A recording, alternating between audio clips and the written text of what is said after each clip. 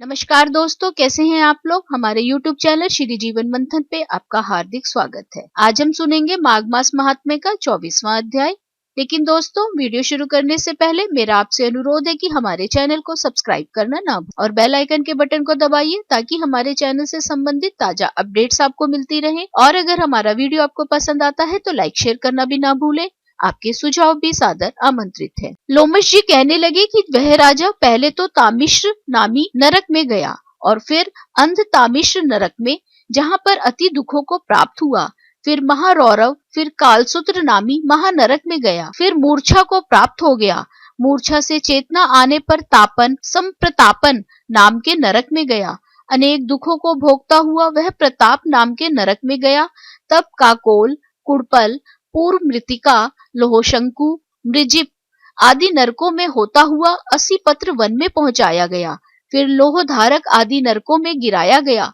भगवान विष्णु के साथ द्वेष करने के कारण वह 21 युग तक भयंकर नरकों की यातना भोगता हुआ नरक से निकलकर हिमालय पर्वत पर बड़ा भारी पिशाच हुआ। उस वन में वह भूखा और प्यासा फिरता रहा। उसको मेरु पर्वत पर भी कहीं खाने को ना तो भोजन मिला और ना ही पीने को जल। होतव्यता के कारण वह पिशाच घूमता हुआ एक समय पलुत प्रस्त्रवर्ण नाम के वन में जा निकला। बहेड़े के वृक्ष के नीचे वह दुखी होकर हाय मैं मरा, हाय मैं मरा ऐसे शब्द जोर जोर से पुकारने लगा और कहने लगा, भूख से दुखी मेरे इस जन्म का कब अंत होगा। इस पाप रूपी समुद्र में डूबते हुए मुझको कौन सहारा देगा। लोमश जी कहने लगे, इस प्रकार वेद पाठ करते हुए देवद्युति ने उसके दुख भरे वचनों को सुना और वहां पर एक पिशाच को देखा, जिसकी लाल डरावनी आंखें, दुर्बल शरीर, काले काले ऊपर खड़े बाल, विकराल चेहरा, काला शरीर, लंबी सी जीभ बाहर निकली हुई, लंबे ओंठ, लंबी जांघें, लंबे लंबे पैर, सूखा चेहरा, आंखों में पड़े गड्ढे वाले पिशाच को देखकर देवद्युति ने उससे पूछा कि तुम कौन हो और ऐसी करुणा से क्यों रोते हो। तुम्हारी यह दशा कैसे हुई और तुम्हारा मैं क्या उपकार करूं।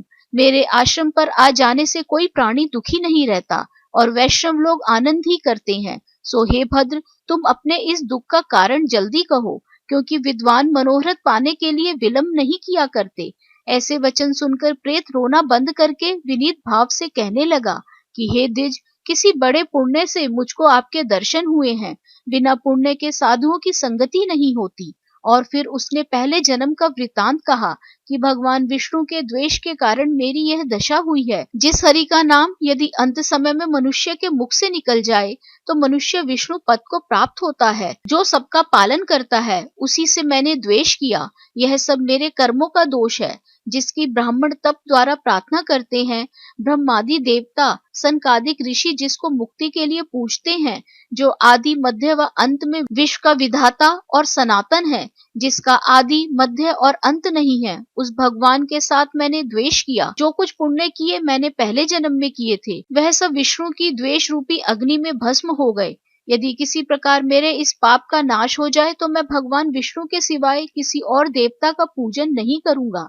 विष्णु भगवान से द्वेष करके मैंने बहुत दिनों तक नरक यातना भोगी और पिशाच योनि में पड़ा हूँ। इस समय मैं किसी अच्छे कर्म के योग से आपके आश्रम में आया हूँ, जहाँ पर आपके सूर्य रूपी दर्शन से मेरे दुख समान अंधकार को दूर कर दिया है। अब आप कोई ऐसा उपाय बताइए जिससे मेरी यह पिशाच योनि दूर हो जाए, क्योंकि सज्जन पुरुष उपकार करने में देर नहीं करते। देवद्युति कहने लगे कि यह माया देवता, मनुष्य, असुर सबकी समृद्धि को मोहित कर देती है, जिससे धर्म का नाश करने वाला द्वेष उत्पन्न हो जाता है। जगत के उत्पन्न करने, रक्षा करने और नाश करने वाले जो सब प्राणियों की आत्मा है, उनसे भी लोग द्वेष करते हैं।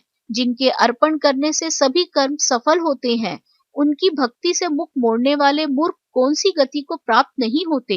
चारों वर्णों का वेदोक्त हरि का भजन करना ही उत्तम है, अन्यथा कुमार्ग में चलने वाले मनुष्य नरक के गामी होते हैं। इसी प्रकार वेद विरुद्ध कर्मों को त्यागना चाहिए। अपनी बुद्धि से बचे हुए धर्म के मार्ग पर चलने से मनुष्य परलोक के पद का भी नाश करते हैं। वह वेद, देवता और ब्राह्मणों की निंदा करते हैं। झूठे मन कल्पित शास्त्रों को मानने वाले नरक में जाते हैं। देवादि देव विष्णु से विमुख होने वाले नरक में जाते हैं और द्रविड़ देश का राजा नरक में गया।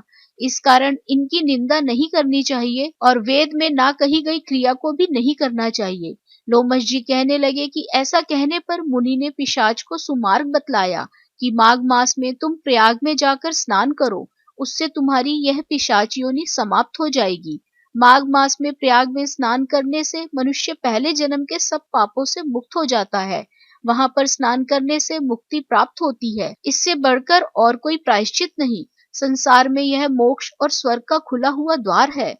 गंगा और यमुना का संगम त्रिवेणी संसार में सबसे उत्तम तीर्थ है। पाप रूपी बंधन को काटने के लिए यह कुल्हाड़ी है। कहाँ तो विष्णु, सूर्य, तेज, गंगा यमुना का संगम, और कहाँ यह तुक्ष पाप रूपी तृण की आहुति। जैसे घने अंधकार को दूर करने वाला शरद का चंद्रमा चमकता है, उसी तरह संगम में स्नान करने से मनुष्य पवित्र हो जाता है। मैं तुमसे गंगा यमुना के संगम का वर्णन नहीं कर सकता, जिसके जल की एक बूंद के स्पर्श से केरल देश का ब्राह्मण मुक्त हो गया। ऋषि के ऐसे वचन सुन प्रेत के मन में शांति उत्पन्न हो गई, मानो सब दुखों से छूट गया हो। इस प्रकार माघ मास महात्म्य में 24वां अध्याय संपूर्ण। कल हम सुनेंगे माघ मास महात्म्य का 25वां अध्याय। आशा करते हैं दोस्तों माघ मास महात्म्य का 24वां अध्याय आपको पसंद आया होगा। राधे राधे। आप पर ईश्वर की कृपा सदा बनी रहे।